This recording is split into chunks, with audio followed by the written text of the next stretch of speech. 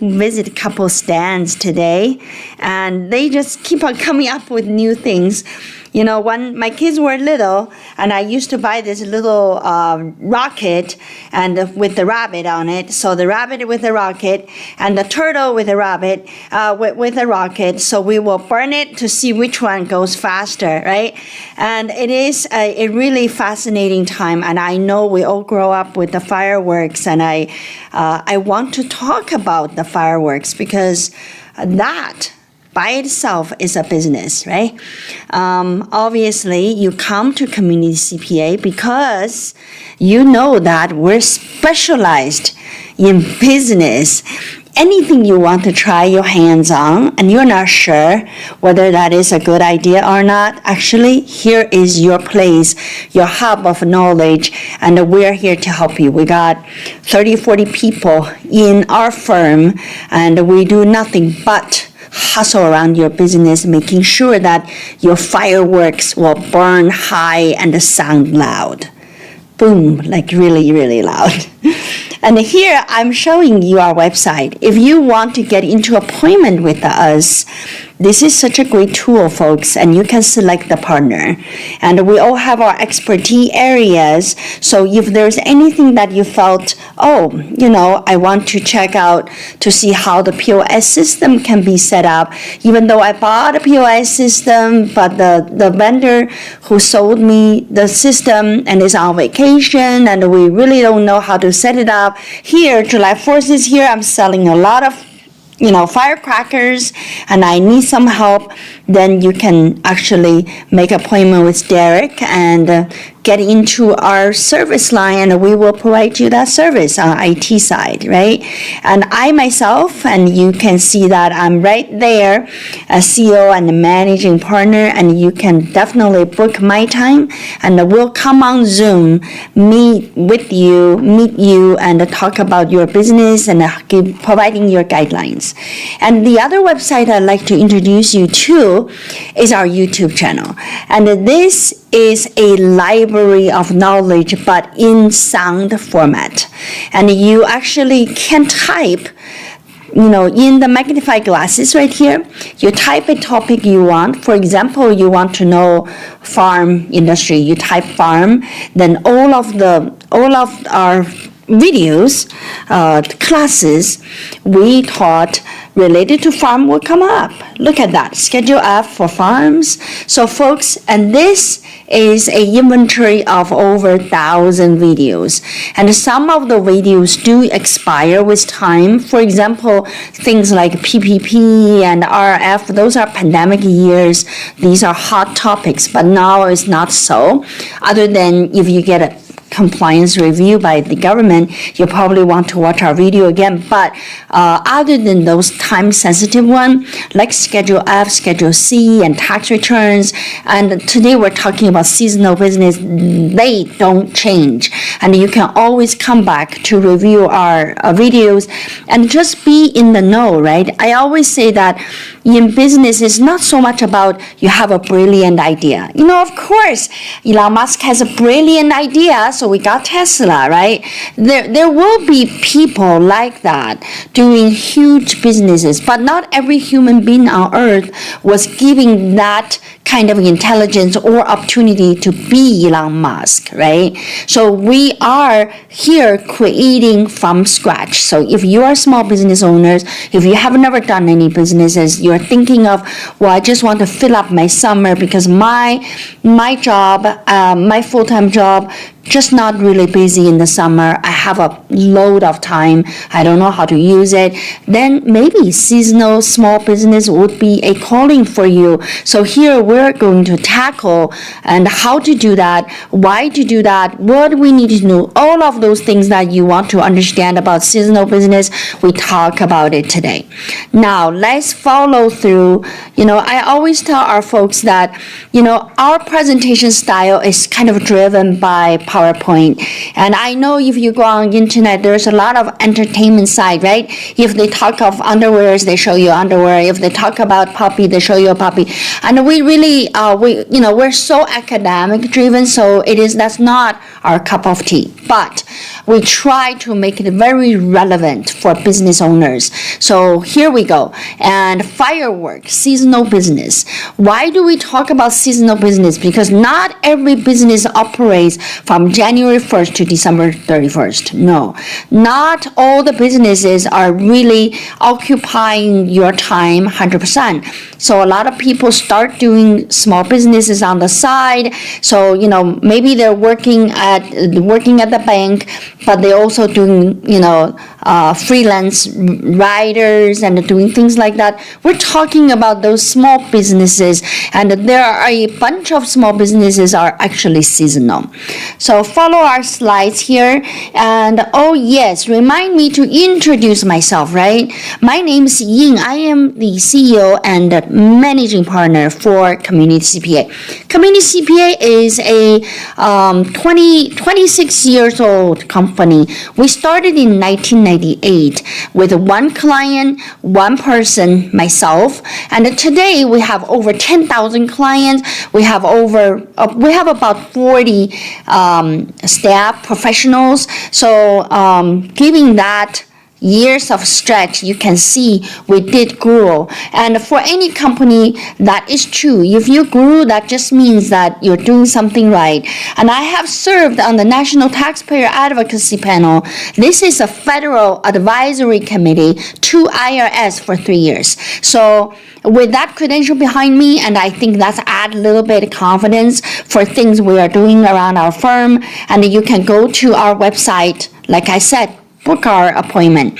And I am an author for a book series, and I'm writing this four books a series. So the first one is 8 a.m. Appointment with Ying at 8 a.m. That book is about starting up a business. So if you want to be a seasonal business owner and you just kind of not yet started, I recommend you to read my 8 a.m. book. That book will teach you how to start a business. I also finished the second book, folks, that is 10 a.m. 10 a.m., growing your business. So just like how the business path you go through, right? You start, you grow, and I am writing, the third one is 2 p.m. 2 p.m. is all about merger and acquisition. Talk about growing, right? When you grow your firm to a certain point, or when you grow your business to certain level, and you will be wondering, how did Starbucks become a national chain? How is this franchise come about? And why is the other person can open up a gas station that is nationwide and is just growing like mushrooms? Why it is my gas station just stay small and, didn't really prosper. So 2 p.m. we talk about merger and acquisition, helping you grow even faster by doubling down on your operation. Then, of course, my last book is 6 p.m. That is retiring from your own business.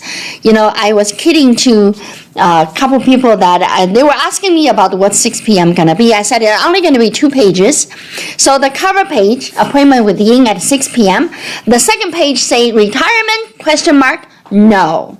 So that's it. No retirement. So that's what I was thinking to do this retirement book. But of course I don't have the answer because I myself haven't really arrived there yet. So once my mentor is there, I would be able to write that book. So my fourth book is still not there yet, but you can see those books are really give you an idea of how you can run your business, right? Of course, no responsibility disclaimer for anything we talk about on internet, and we do our due diligence. We work hard to make sure our presentation is right. But if there is any mistake, that don't rely on webinars and don't rely on the internet screenshot to make a real decision. When you want to make a real decision, always seek for professional help, right? Now let's talk about what kind of business can be a seasonal business. I listed them for you. Fireworks, selling fireworks, you're only going to sell it about a month before July 4th. Then after July 4th, you can kick into a discount sell a little bit more, but it's really a month of July business. Am I right? So Christmas trees, accessory business, Christmas is that week of Christmas, so it's really temporary. It's just right there. You better sell all of the stuff you bought, right? Tour guide business is also seasonal, and so depends on where you are touring guide to. So if you are doing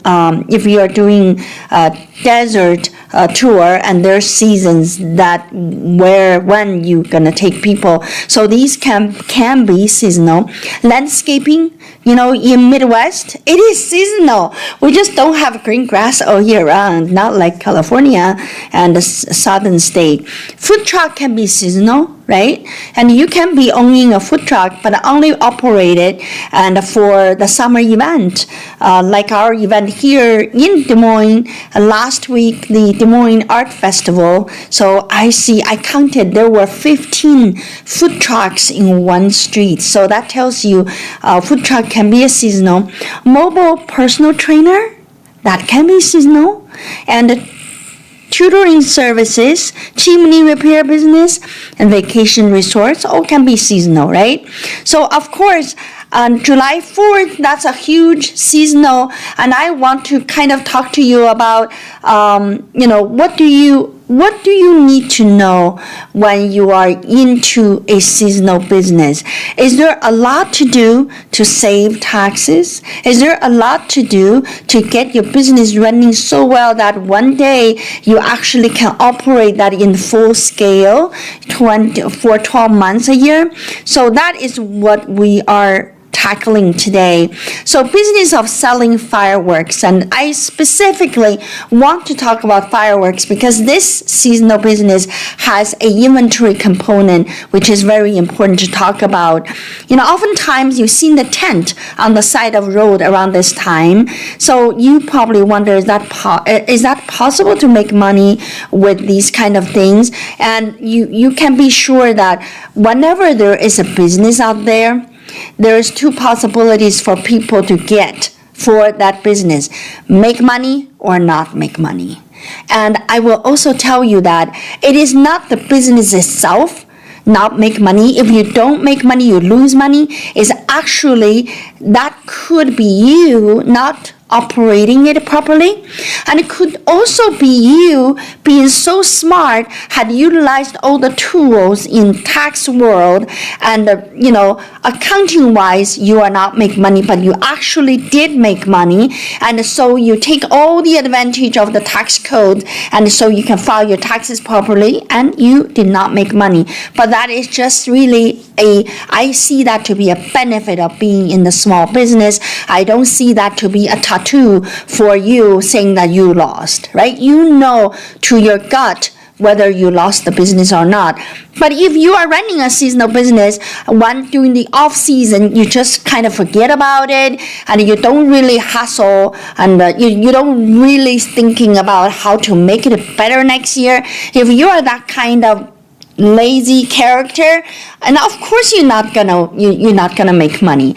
I will say to you that I always believed when you take on a job, even if it is not your business, but when you take on a job and you are lazy, I will tell you that when you have your own business, you'll be even lazier. And the people who can really run through their own business and doing well are the people always willing to put in hard work. There's no such a thing about not hard work but make a lot of money. And you maybe give me an example, but I can give you so many more examples about those people who eventually just lose all their money. And you don't think Elon Musk works hard? He works very hard. And for him to be successful, he is the hardest working person on the planet to be the most successful person on the planet. So that is parallel phenomenon for a successful person. But there are special considerations on tax accounting side. Even though you made money, but your tax accounting side can come in to help your not paying taxes on the cash that you have on your hand. So obviously, I'm not talking about, hiding the cash so I don't pay taxes. I mean, I know you know who do that. But I will tell you, people who are trying to do that or doing that, they don't last very long. Maybe they don't last very long is because of IRS come back to audit them, then they fail. But majority of the reason is not because of IRS, it's actually because you are not doing it right, so you also don't really know how your business is going. And if you just happy with pocketing $5 cash, so you feel like you win, and then that's too small of a money for business people. When we are in business, we're not talking about $5. We're also not talking about $50. We're talking about $500,000 or $5 million. So if you have ambition to make that kind of money, and you certainly wanting your accounting tax to be done not only right, and also taking all the advantage you can take on taxes so you don't pay taxes or pay less tax, right? And before our president get charged with tax fraud. So right now, it is still not final, right?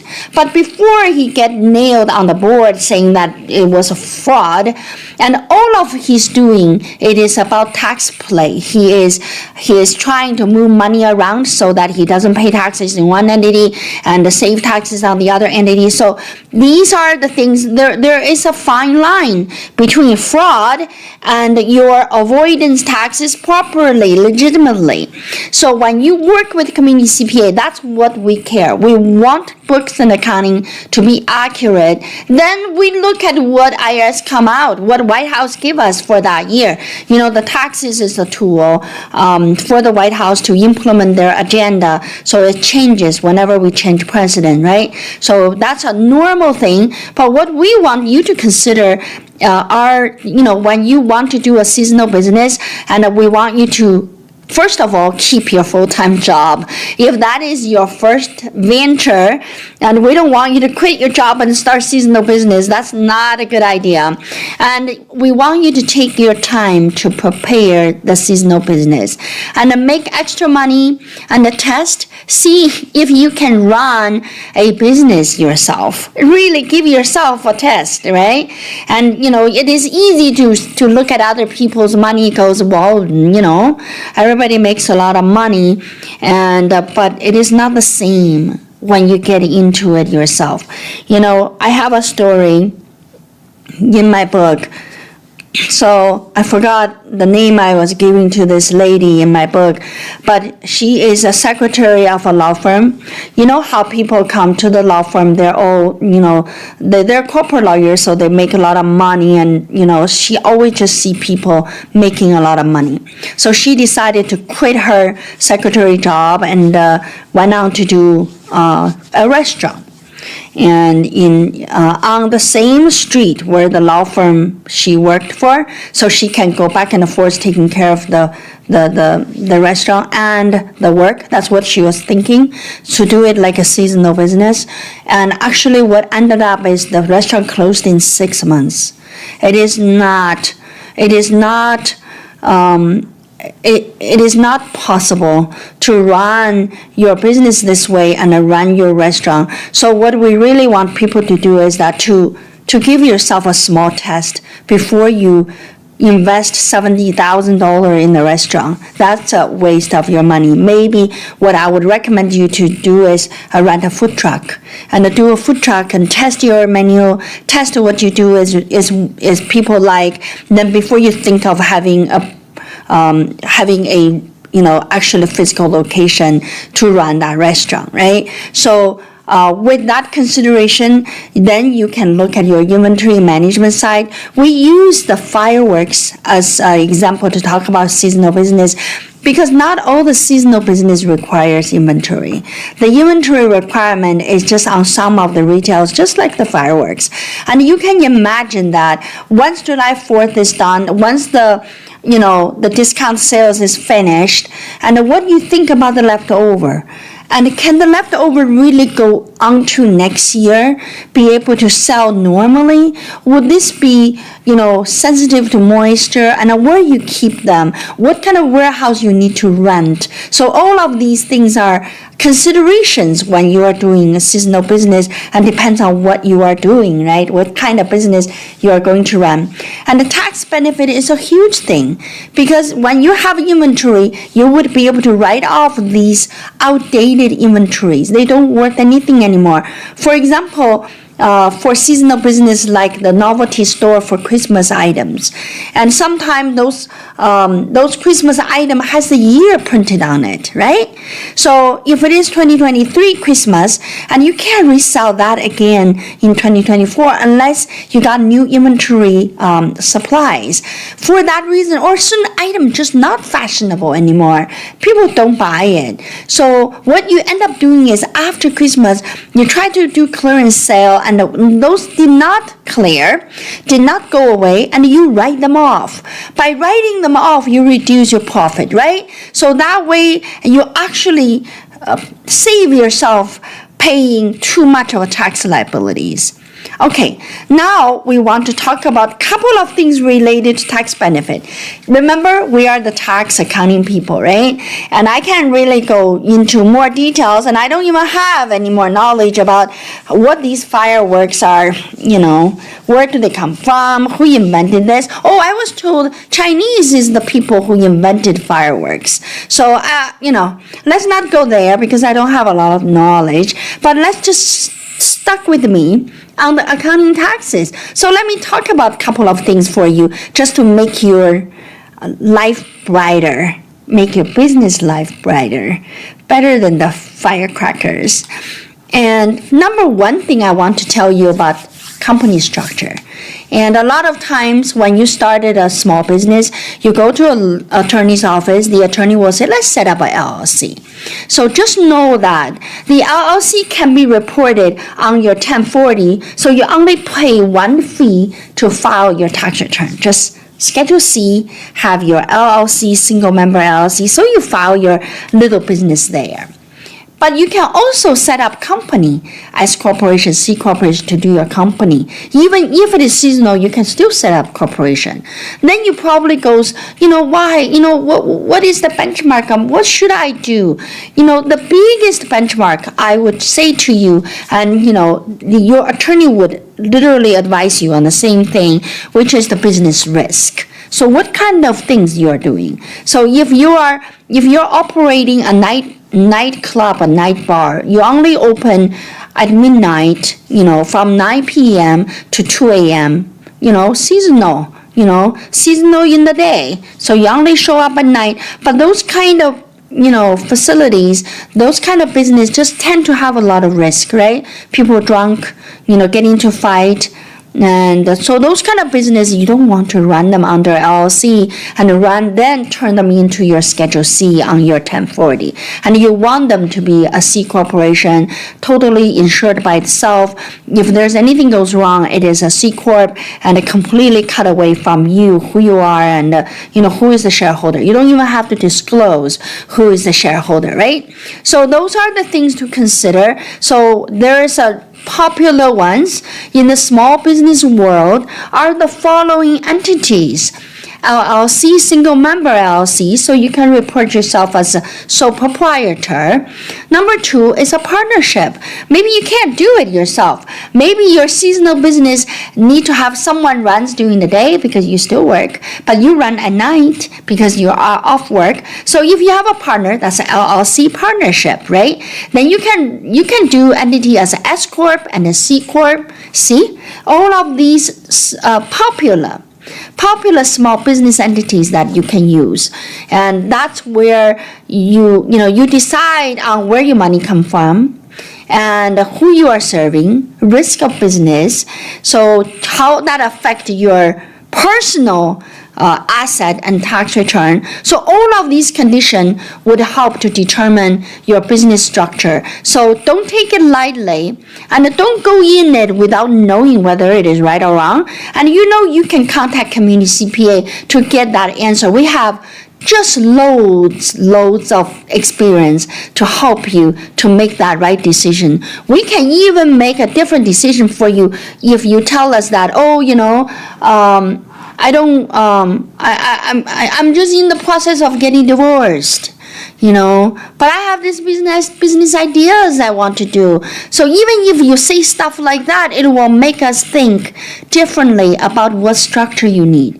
Maybe you're saying that I want to partner with my son, but he's still going to the college and he's getting, scholarship from the college and, based on the income and he has. So all of these information are becoming part of the decision-making process on what kind of company you should set up for your business or for your seasonal business, right? And then you also have to decide which month is your year end. And of course, yes, you can decide on January, February, you can pick any month to be your year end. But why is that so important? Of course it is important. Let's say I'm selling fireworks, okay? So I will make my money at what time? Maybe I'll make my money starting from the mid-June, right? So my year should start in June. So I can set up a company. I start June 1st. I end on where? I end on May. What does that do?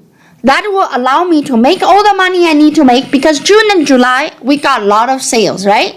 So you got a lot of sales going on, so you made money, but you're not paying taxes right away. You're paying taxes after next year, May. We close out the year end, May year end, and then we calculate taxes. So all of this time, from July all the way to May of next year, that is your preparation time, right? So you're buying inventories, you're learning, and you may be traveling, you may be visiting manufacturers in China, who knows? But those all become your expense. So your income will be reduced properly by your expense. But of course, most of the people finish it by December. So you made money in July, then you got into holiday season, you're too busy with family, your work is demanding, and you don't have time to do anything for your fireworks.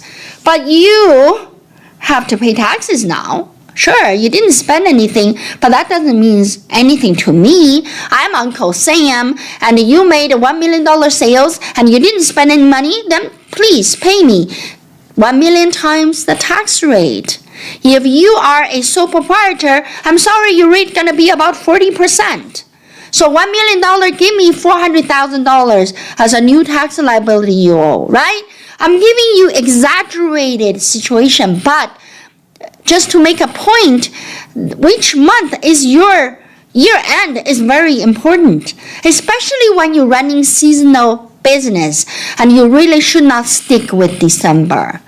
But of course, your seasonal business might be okay for December. So I kind of made a list of things that for your reference.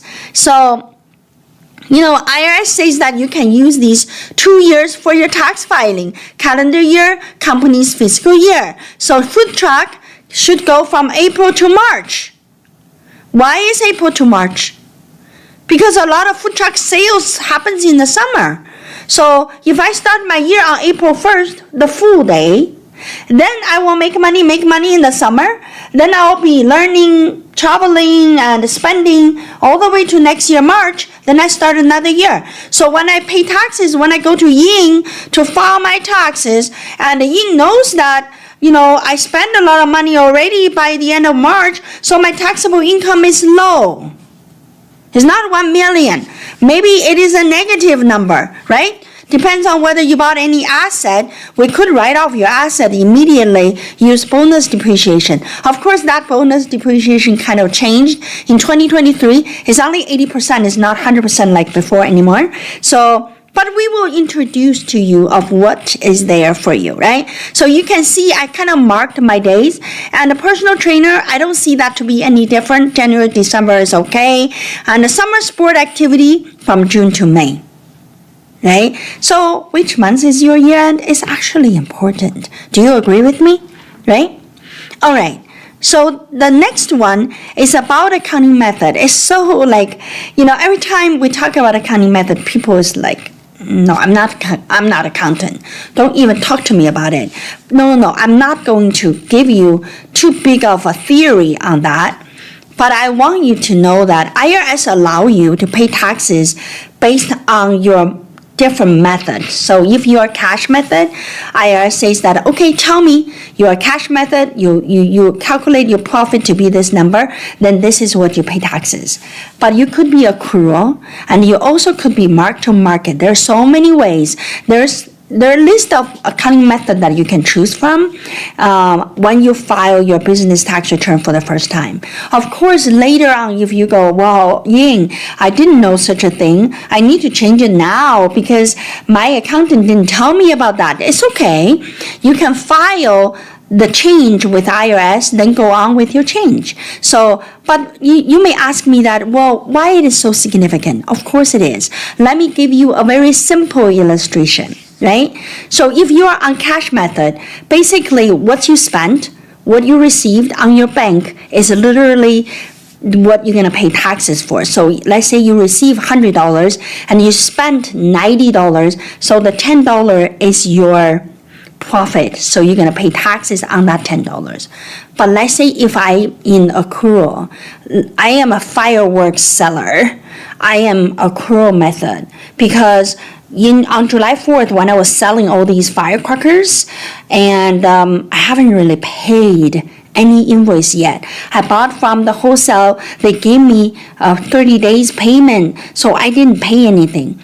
So now, let's say if you end your year right after the end of July, so the bills you didn't pay, if you're in cash method, you cannot deduct, right? You got it, right? But if it is accrual method, that means as long as you have already committed, it is in your account payable need to be paid, and then that is considered your expense for your business. So you can include the ones that you haven't really run through to your cash didn't go out yet, but you already you're already committed, you already purchased it, and you're already utilizing it to make money. That is when you can deduct it. So you got inventory to deduct. You have cost of goods sold, folks. So accrual method for retailer is very important. But a lot of times we see people with tax return coming to us, and those tax softwares, they all defaulted on cash method. So the tax preparer don't know any difference. The tax preparer never ask about that question. Then sorry, you're a retailer and you default yourself in cash. Then I'm sorry, in December, when you bought all these things you think you're going to deduct, you can't because it's not coming through your bank, right? So you want to be on accrual when you are in retail. And you may ask me that, if that's the case, who should be on cash? Well, the best people should be on cash are the doctors and the dentists, attorneys. And because, let me tell you why. Because they go into the insurance company and to apply for the money, and they don't even know how much they're going to get, especially doctors. They see a patient, they submit the insurance claim form, depends on the patient's insurance company, the plan they bought. So the deductible and the coverage is all different. So $120 submitted, and the doctor thinks that they should get $100 back. Actually, it was $80. And if you can imagine, if they are on accrual, they will have to report the $120 because that's what they submitted, right?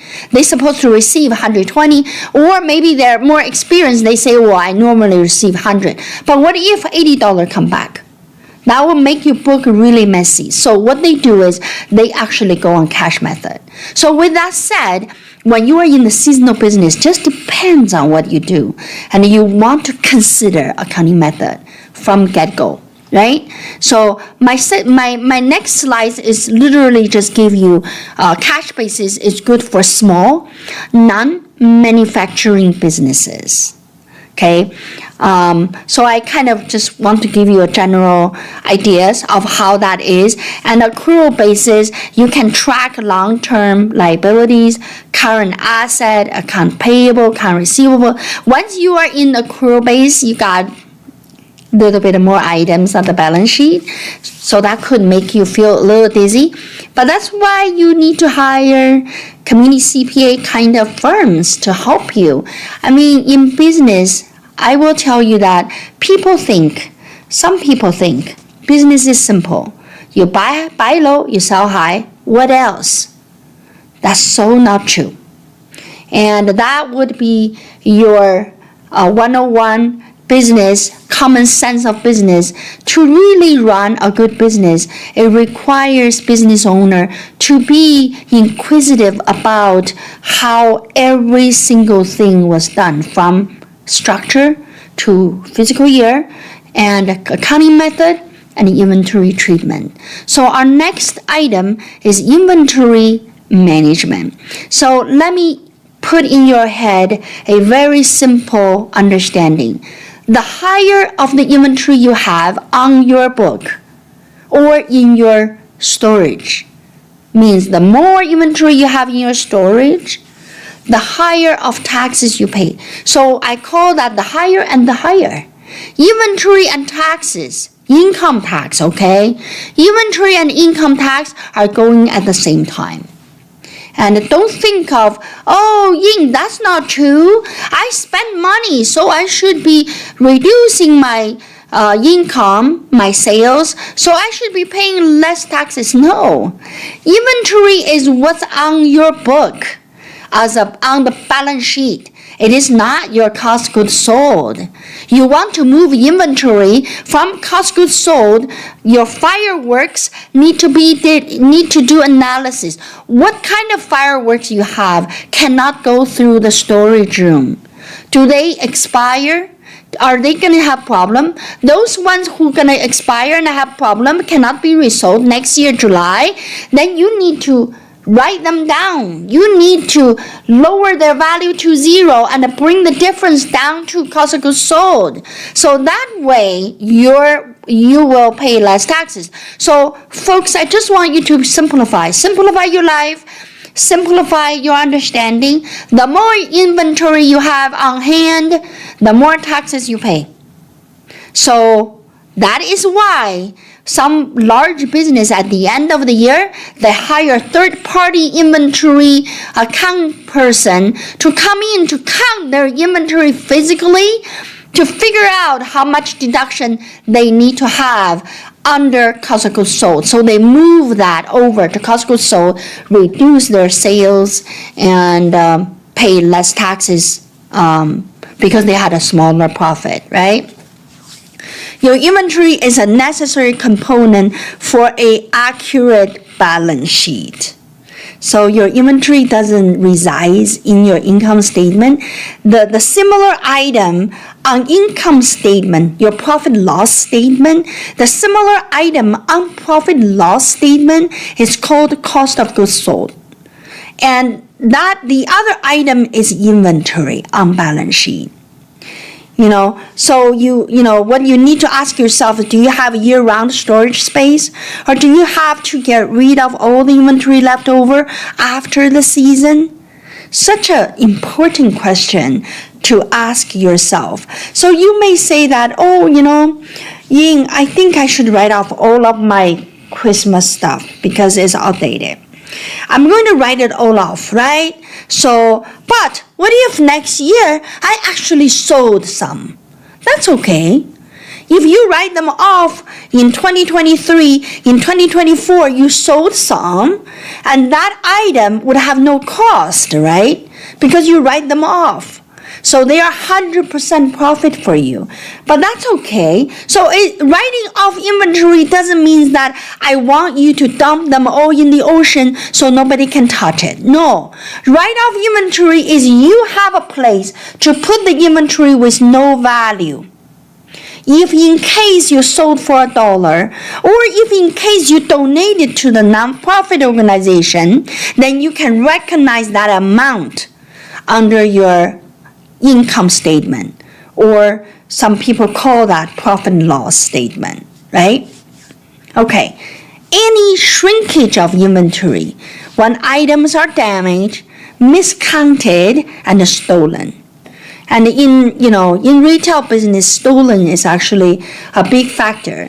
And I just read a report about stolen in the grocery store. The stealing rate went up so high these days after pandemic, and there's a real concern. So things stolen, you don't get sold, but you should deduct it, right? Because it's gone. It's not in your inventory anymore. It's gone. So those stolen item, the cost of it should be cost of goods sold. You can deduct it. You can reduce your profit with that. Okay? Sometimes your inventory is just something you don't want anymore. Not because there's no value. If you give to another person, maybe a big value, but you just don't want it anymore and you can write it off. Okay, so with that said, you see how important the inventory management is in the seasonal business. So after you finish July 4th sales, those people who do a fireworks sale, and you're going to continue inventory, splitting them out, and then making sure that the one can go on to next year, you can keep the value. The one cannot go on to next year, and they're really not good anymore. You can't really, discount sell them off, and the people don't really want it. And with that said, you write them off. You know how much you paid for it. Maybe that is $250,000. What do you call it? I suddenly lost the English word, and I do that from time to time. So they're obsolete inventory. So if they don't really work for you anymore, you take that $250,000, you put against your sales, reduce your profit. That is where we call the right thing to do for your business. With that said, folks, and we want to conclude our webinar today with a big boom, hiss, crack. And it is July 4th, and I want you to have that sound effect in your mind, because see that in the different light, not just enjoyment, but also knowledge in business. That is what we do every day. Everything, and maybe that sounds crazy, but every time I go on to grocery store or watching things on TV and watching, looking YouTube channels on my phone, and I always turn on the business side of thought, how that works and what advantage I need to know. So today you learn from me, and the seasonal business, you can work that in with your other schedule, and be sure to test the ground before you give up your full-time job.